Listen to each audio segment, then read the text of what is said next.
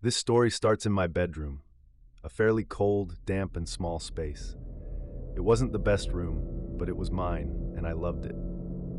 At the time, I had been having a hard couple of weeks with my mental health, suffering from some fairly severe anxiety and stress issues. I have suffered with anxiety all of my grown life, but it gets more severe during times of high stress. At the time, work was very stressful. In addition, my country was under strict social restrictions due to the COVID-19 pandemic. All these factors combined make for a very bad situation to be taking psychedelics. But at the time, I underestimated the power of LSD and did not respect it as I should have.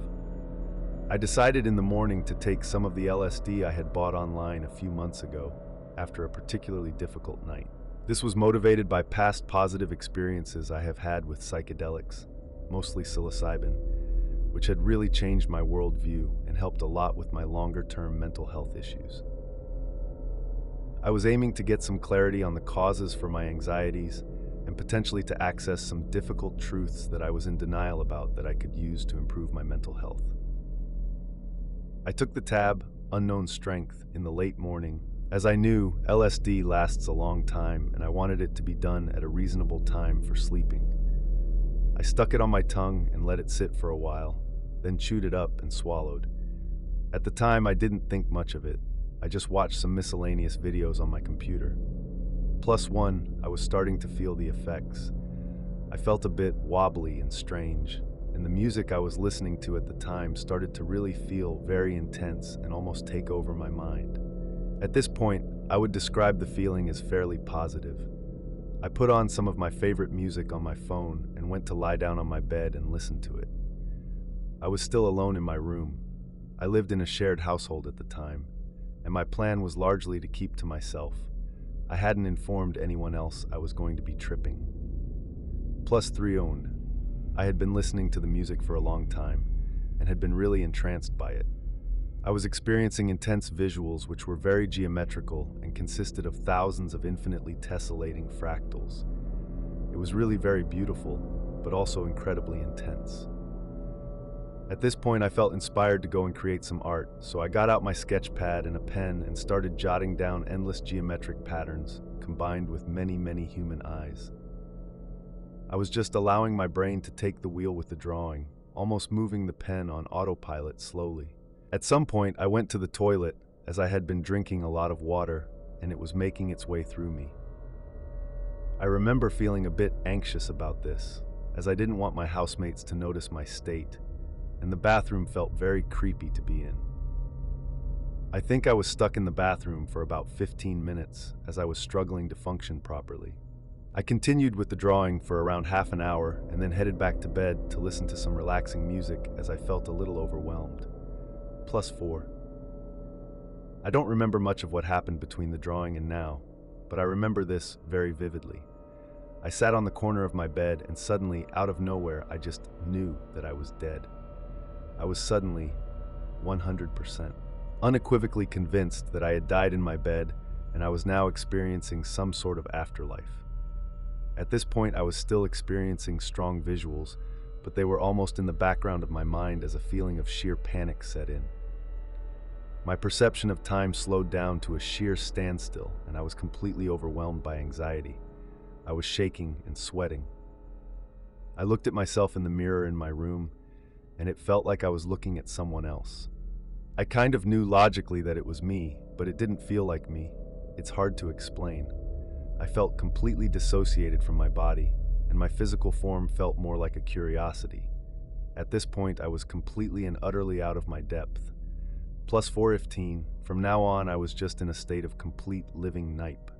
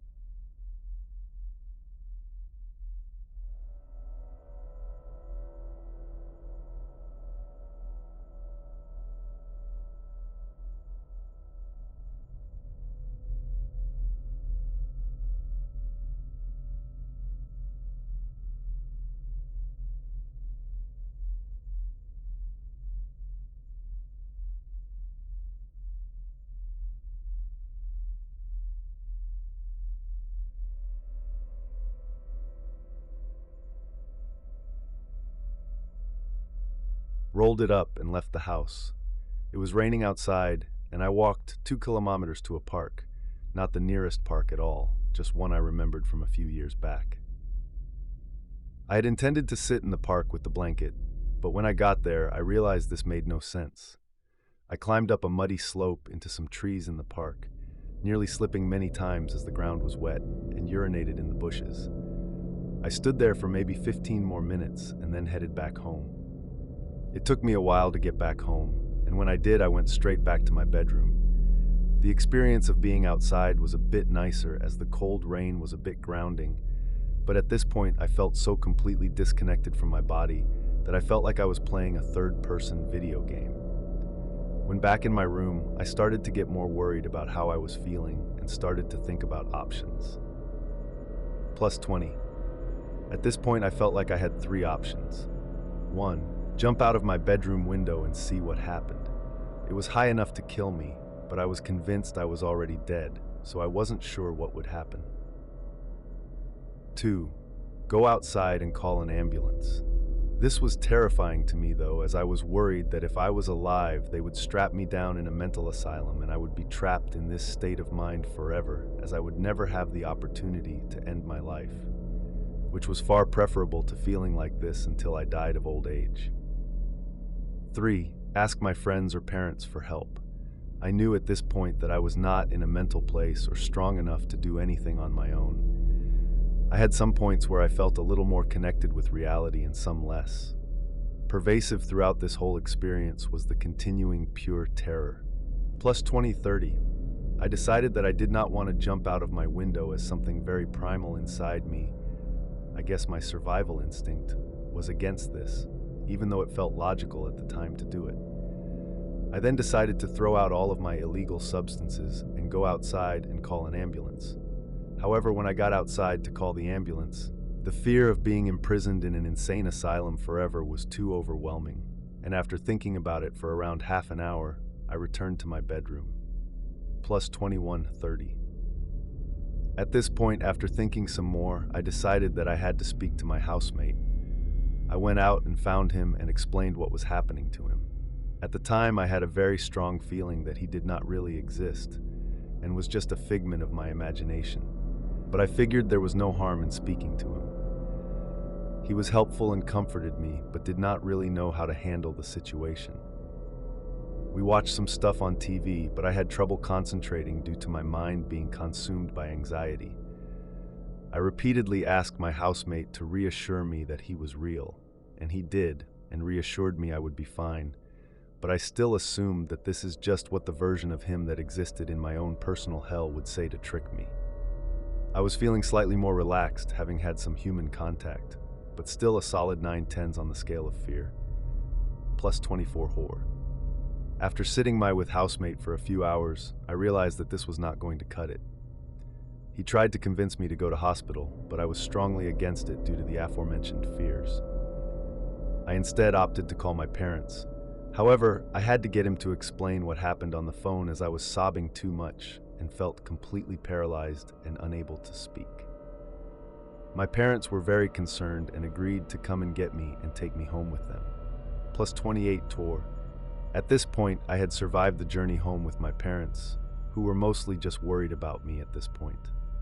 I was finally starting to calm down as I was able to notice more that my trip was coming to an end, and that as the anxiety started to fade, I started to feel more normal. I eventually finally managed to sleep for a bit. I will end the time-based prompts here and talk a bit more about the aftermath. For a few days after this experience, I struggled getting to sleep at all. Any slight thought about the nature of reality would trigger these feelings of me being dead and everything being not real and part of my personal hell again. I felt very dissociated from my body for this period. I had little appetite and did not have that many bodily sensations in general. These were, I guess, just the aftermath of the extremely long panic attacks and traumatic experience. Over the course of the next few days, the recurrent panic attacks became less frequent and severe. At first, I had to sleep in the same bed as someone else, but after around 3 days, I started being able to sleep alone. For the first week or so afterwards, I had to have someone in the same building as me at all times, or I would immediately have a panic attack. For the first 3 to 4 days, they had to be in the same room. Over the course of the next few weeks, I built up confidence being alone in a room and/or building for longer periods of time, until I could spend large portions of the day alone. I went to the doctors and was prescribed medication to help me sleep and help with anxiety. I also started therapy after a couple of weeks. The trauma of the experience caused me to develop some agoraphobia. As previously mentioned, this started off being a matter of being unable to be alone in any capacity. After a few weeks, it was more just a case of struggling to go outside. After a month, I was able to go outside on my own for some period of time, but still struggled with public and busy places. Over the course of the next few months, I gained confidence with being able to live more independently. Over the course of the next year, I gradually conquered the agoraphobia and panic attacks. After around 6 months, I was capable of living independently and was able to move out. I still had a few lapses where I had to travel back to my parents for a few weeks, but these became less frequent and severe until they stopped occurring about a year after the initial experience. To this day, I still suffer with a very mild form of agoraphobia to do with being in places which are very far away from home or civilization, but I'm confident I will conquer this too with time. This experience completely changed my life. It was traumatic, and I would never wish it on anyone. I would urge everyone to respect the power of these drugs and make sure they take them only in a safe and good space, and make sure they have a plan for if the trip heads south. In hindsight, I have gained some positive things from it.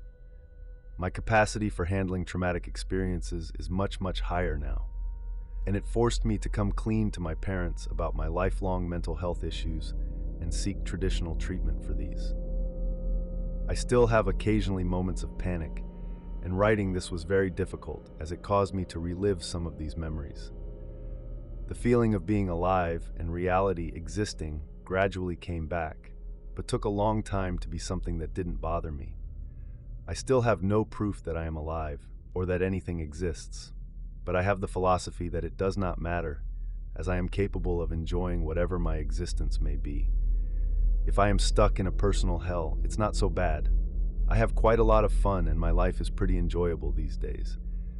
For anyone who has experienced anything like this, it does get better, and please be open with those who care about you and let them help you heal.